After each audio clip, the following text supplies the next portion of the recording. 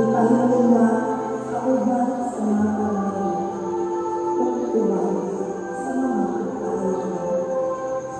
Niabot ang tak na may bugso ang batang Jesus.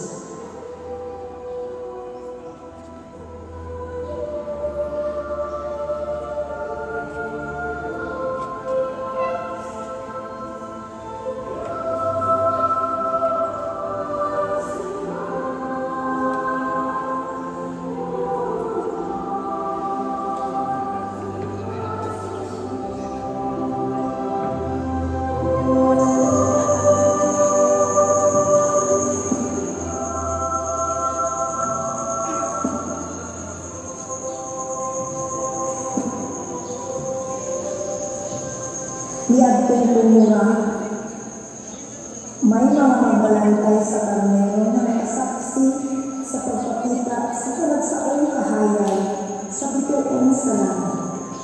Uban sa kahayan, isanag ang nagagbuhay sa kanon sa mga anghel na nanag-awit sa himala.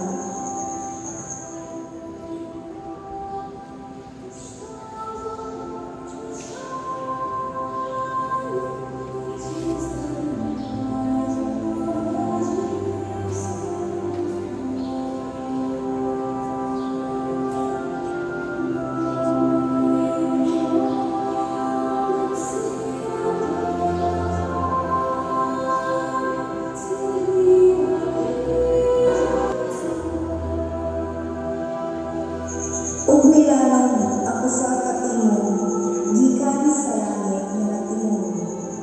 Ayaw ang mukahadlok, nagdala ako maayong balita.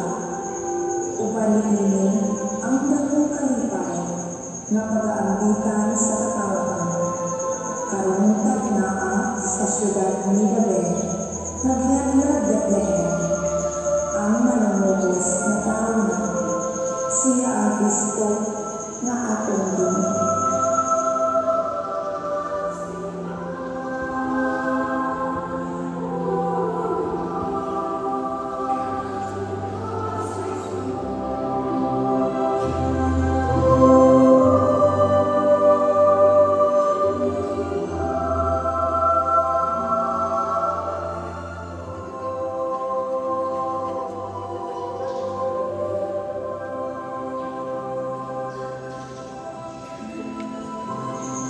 Samtang gikan sa harayang dapit sa sidlakan, may tulong kahari na isubay tanong sa dalan sa Bethlehem.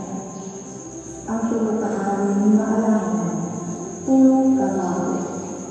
Gisubay nila ang ilang nakita na katingalahan Bethlehem na mao'y nag-aghat kanila sa pagsulog nito.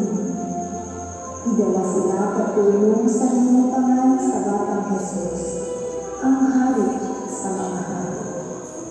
Miyubo sila, ugtag sa tansang nipuno sa ilang mga barang kasa, ilubanan sa ilang bumba.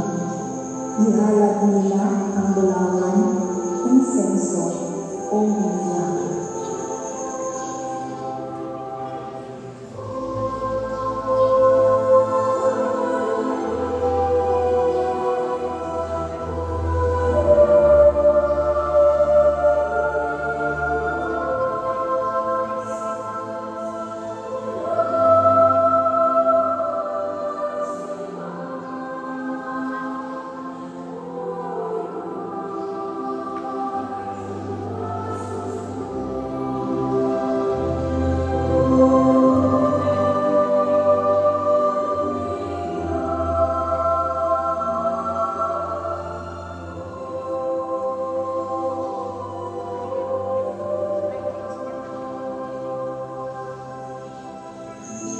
Ug karon saksi kita sama sa pagsaksi sa mga katawhan nga gipakita sa manunubos. Muali kita sa